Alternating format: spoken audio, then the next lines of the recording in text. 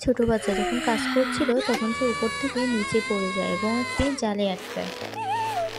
তখন তার মালিক তাকে অনেক বকা দেয় এবং কিছু টাকা দিয়ে কাজ থেকে বের করে দেয়।